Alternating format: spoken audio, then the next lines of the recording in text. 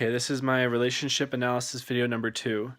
The topic that I've chosen today is White Christmas, and the background of this is the story is about two men named Bob Wallace and Phil Davis. Both were in the army at the same time together and under the direction of General Waverly. And the story goes is that they're at war, and then they come back from this war and they start a duet group, Phil Davis and Bob Wallace, and they become very, very famous and very successful in music business.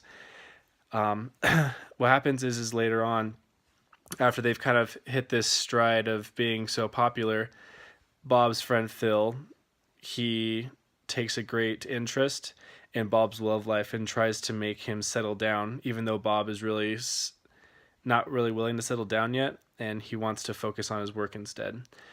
During this time, they run into two girls, Betty and Judy Haynes, two also very talented dancers and singers.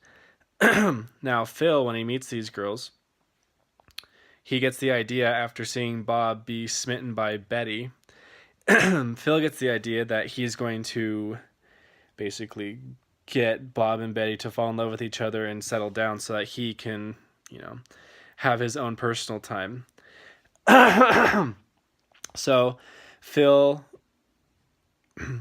what Phil does, he arranges an opportunity for all four of them to meet in Vermont, without Bob knowing what's going on. While they're in Vermont, they happen upon an inn that they were going to be performing at, which just so happens to be owned by their former general, General Waverly. And the inn is in shambles, and it's, not very popular, and it's starting to go out of business. So Bob, he has the idea to put on a show there. They're already very famous, and they have reputation. So if they were to put a show anywhere, people will come, and therefore they'll pay to, see a show at this inn, and therefore they might be able to create some revenue for the general. So they start building the show.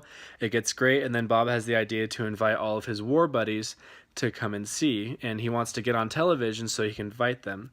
Now, Betty, she overhears a portion of the conversation that happened on the phone and believes that instead Bob's motive is to, televise the whole entire production and all the show and make out the general as being kind of a charity case, saying, oh, we're doing this for him so he can have some money, and obviously that would damage the general's reputation, which bothers Betty, because she believes that Bob now has this ulterior motive to doing the show besides just for the love of the general.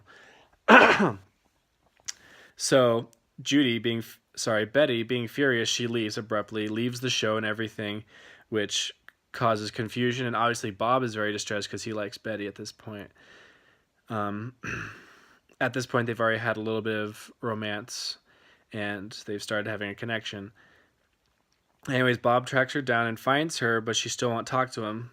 Later, when Bob actually goes on television to invite all of his war buddies to come and honor General Waverly, she finally understands what his actual intentions were, and she comes back and apologizes and makes up with Bob. And they put on the show and they save the inn. Now, the major relationship discrepancies that occur in this, I feel like, has a lot to do with both sides. The more obvious ones happen with Betty.